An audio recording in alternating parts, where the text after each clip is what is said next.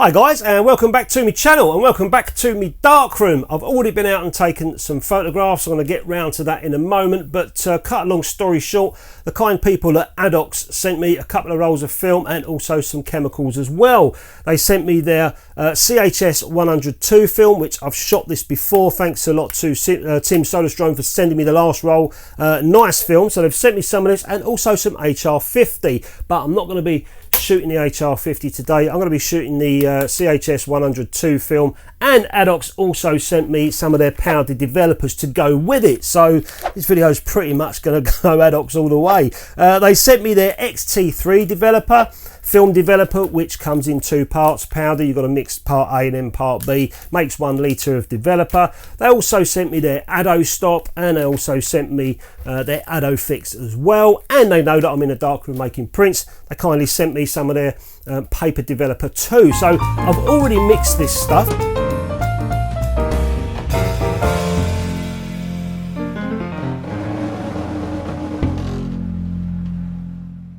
So the whole idea of this photography exercise is for me to come back with a couple of negatives that I can work with in the darkroom, print on this Fotospeed RCVC paper. And I've already got a couple of frames here that I got from Dunhill Mill. These are only £7 each. A lot of you ask me about the frames that I buy. I only buy cheap frames for my home. These are £7. They look really nice and they stay up on the wall. They come with their own little mat as well. These are 20 by 16. So that paper is 16 by 12. So that should fit nicely inside that mat if I make a little white border later on in the darkroom. So I'm going to go out on the streets, see what I can find, load down on the ground, some gritty street stuff, hopefully come back with a couple of negatives at least that I can print, but most of all, see what these chemicals and this film is like. So I've come to a place called Ryde on the Isle of Wight, and I've brought with me the Nikon F90X and also 50mm lens and that ADOX CHS100 film. And the reason I've come here today is I want to try and shoot some of this old pavilion here. It's an old Victorian pavilion, loads of rust, loads of opportunity for abstracty kind of style photographs, if you can call it that. But basically close-up stuff using a shallow depth of field. I'd see if I can get anything on a negative that I can print large, 16 by 12, put in my room at home. So, you know, as I'm shooting, I'll be thinking of the print at the same time. The weather's not too bad. It's a light overcast, so not too hard hitting contrast, which will be quite nice. You know, stuff like these stairs, all these lines and stuff that are going on here, you can see I can get a nice composition on that. But mostly, after I've done a few shots here, I want to get off onto the streets and get really low down, sort of all my belly stuff. So all my gear's in my back pocket, my phone, my microphone, my chewing gum, all other bits and bobs, because I'm going to be on my belly taking photographs.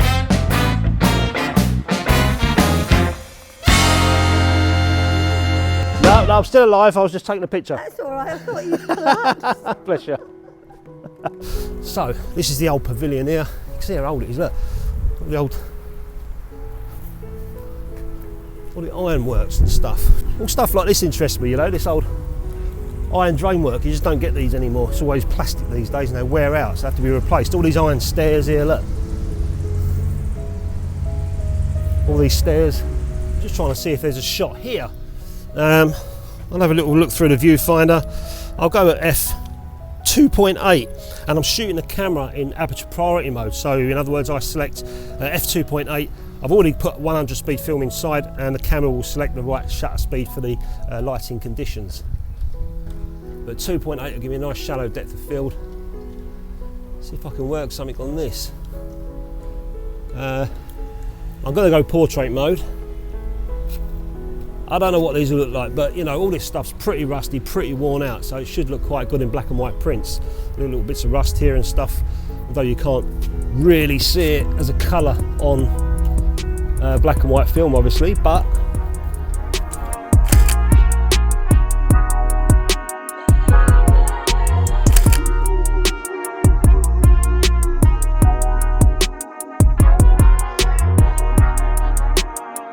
remember I said I want to get a load of low down shots today. Now that's one thing people don't often do when they're out in the street, is, you know, they're either standing up or they're crouching down like this, or getting a little bit more on a tiptoe, getting on your belly.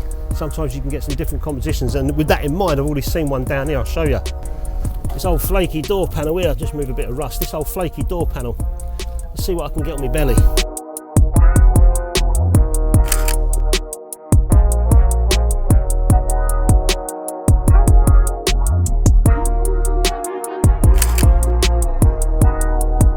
Like I say, every shot I'm taking, I keep thinking in my mind of a print that I can put up on the wall indoors. So it's not without reason or purpose.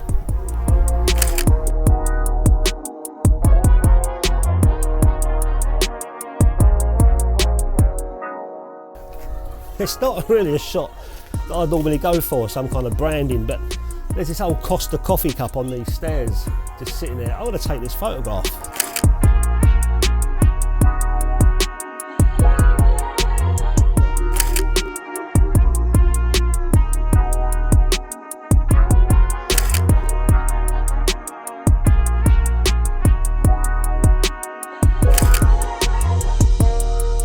So that was 10 shots over at the pavilion on a load of old rusted stairs. I don't know how they'll come out, but soon see, won't we? I'm now in the streets, so I intend to get run over.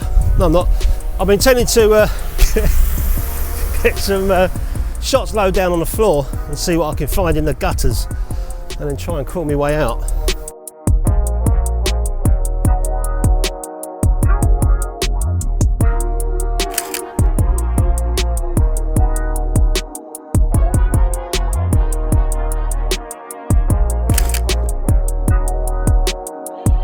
I'm not sure what I'm going to get as so much as contrast goes. It's quite flat lighting, and I would like to have a bit more contrast, you know, maybe the sun coming out a bit more brighter, but it's not to be. And I could push the film to try and boost it a bit, or I could develop it in a certain way to try and pull out a bit more, or lose the mid-tones a bit more, make it a bit more punchy. But this is the second time that I've shot this film, so I'm not going to play around with it too much. I'm just going to see what it does naturally in different lighting conditions for me going forward. So I think that's the best way when you're playing around with a new film. This looks pretty cool up here.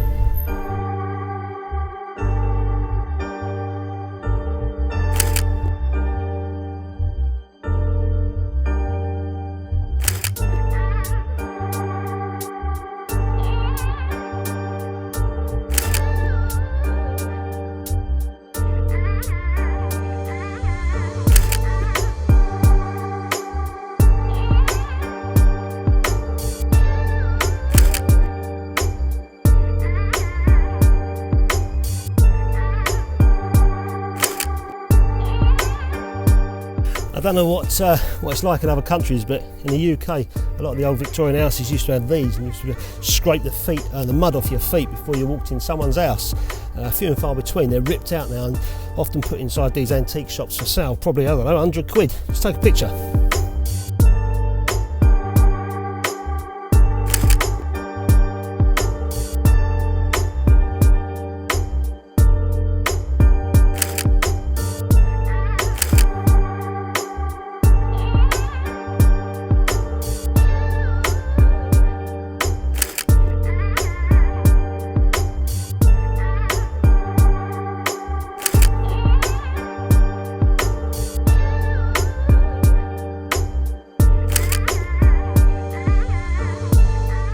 Around for ages. I'm going to start taking, I've just taken 25 shots, so what, I've got another 12 maybe if I'm lucky left in the camera. 36 roll, what's the leader, maybe another, I don't know, whatever.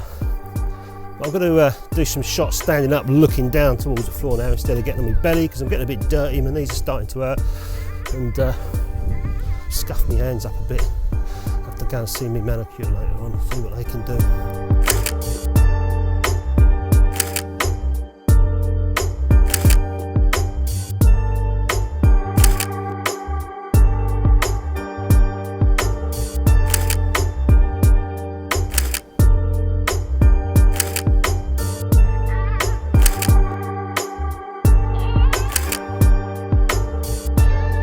So one of the things that ADOX says about this film is it's orthopanchromatic, meaning it's a little bit less sensitive on the red side than normal panchromatic films. You can see that from the spectrum chart, but I haven't taken any photographs of red, so just out of curiosity, that sign up there is red. I'm going to take one picture and see how that looks.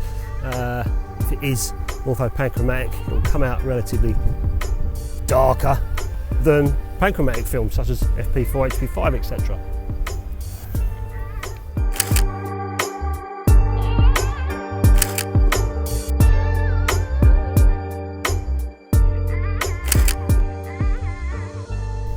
And that's it. That's the end of the film. 36 shots on the dot. Let's get back. We'll develop it in the XT3. Normally 1 part to 1 part. Let's see how we get on. So with my freshly mixed ADOX chemicals ready to go, it was time to develop my film. I'd mixed the XT3 just 1 part to 1 part, making just over 300 millilitres of solution, and I set my timer at 8 minutes, and I developed the film normally with 5 inversions on every minute. And although the jug reads 510 pyro, the sticker is a bugger to get off, and I know that James Lane from Zone Imaging Lab will love the advertising. I then stopped the development using the ADOSTOP for 1 minute, and then I fixed the film using the ADOFIX for 6 minutes. And after fixing, I ADO washed the film, and then gave it a bit of ADO rinse, and then I hung the film out to ADO dry. And so far, the negs look really nice. So these are the negatives here on the light box. You can see they're okay, they're quite nice, they've come out really well actually. I did find that some of the negatives were quite bright in the highlights, and I do feel like I might have been able to have just maybe added an extra minute or some more inversions in between the development process, but that's all for me to play around with in the future. First time me using this developer and that film. 8 minutes in the developer 1 part to 1 part, but they've come out quite nice and they're definitely workable on the enlarger in the darkroom. I've already seen a couple that I really like. I know a lot of you are going to be saying to me, go on, bang out the Volkswagen camper. It's not actually one that I like. I do like it, but not one that I'm going to print. I'm going to be going for these ones here where I'm low down on the curb looking up with the lines as well. Quite like them, so I'm going to give those a couple of goes under the enlarger. Let's see if I can make a nice print for those frames. So this is the first negative I'm going to work with. I quite like this. This is where I was really low down, and you can see the double yellow parking lines there as well. Let's get this under the enlarger, make some test prints and see how this comes out.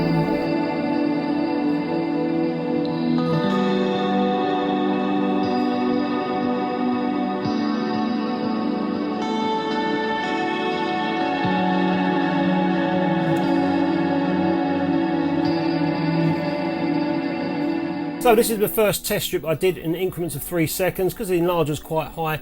I did it for 3 seconds. I've got 3, 6, 9, 12, 15 and 18, 2.5 grade filter.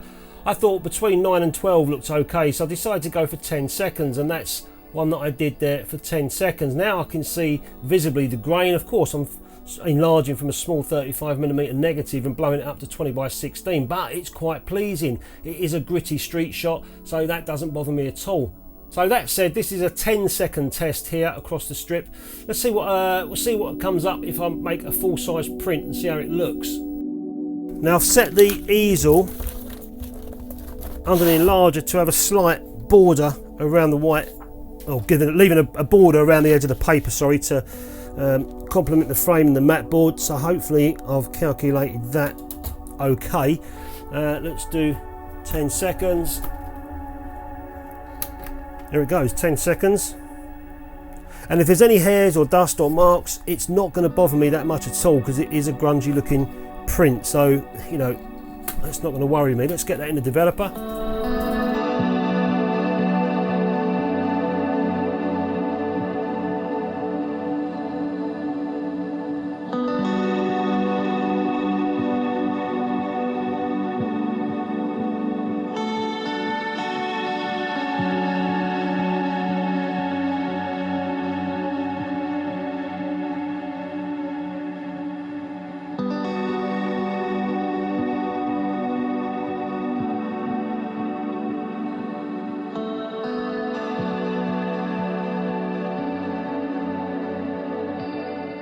So this is the first print. Just a couple of little issues. I've got this mark here. I think that might be on the neg. I don't think it's on the paper. I'll have to check the neg. I've got a hair clipping over here, but again, something I can check.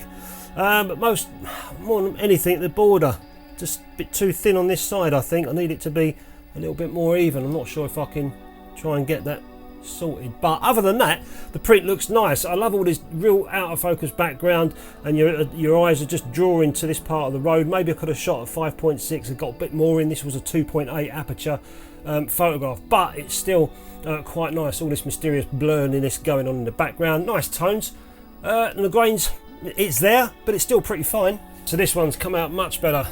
It was a slight hair on the corner of the negative that I blew off with a rocket blower, and then I just realigned the enlarger, the easel, sorry, and I've got my border in. I'm happy. There you go, that's my print. I'm going to put it in a frame. Let's look at another one.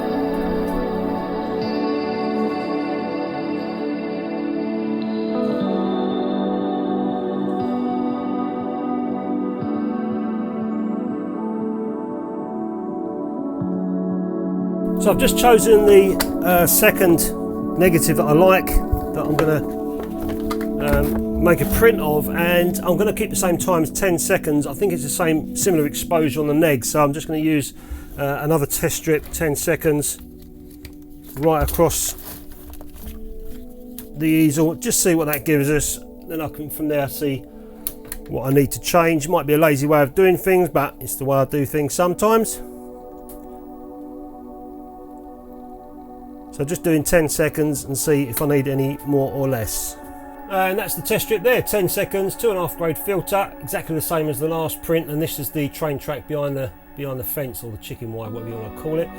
Looks quite nice, nice tones on that fence there. Let's get a print done of that one.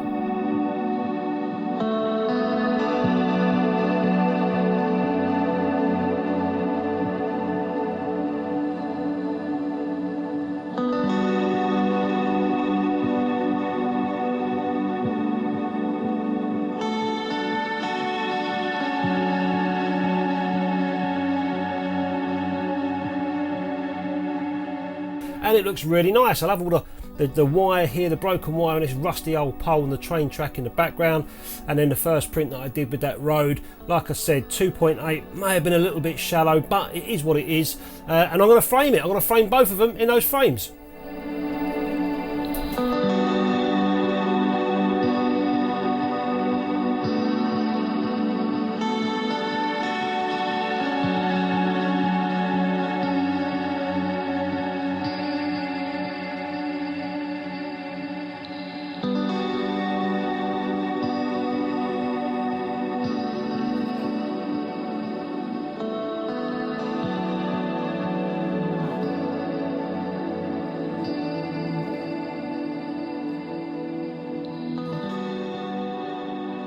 So my prints are all now framed and ready to go on my wall, and I'm really happy with them. You might get some shine coming off of the glass, but £7 frame, you can't go wrong with that, can you? Put that on the wall. Nice little bit of art decor for indoors, and also the other one there of the road. That was the other negative that I preferred. Let us know in the comments if there was any others that you saw from the digital scans that you might have liked to have seen printed. But for me, those are the two that cut the mustard, and there they are in the frames, ready to go up indoors. So I've got to say a massive thanks to ADOX for sending me the films. I've still got the HR50 to play with, and I've got another roll of this CHS100II to play with as well. Might try a little bit longer development time than 8 minutes in the XT3, but you know, it's great fun to play around with film and see what variables you can come up with for what suits your own what suits your own taste.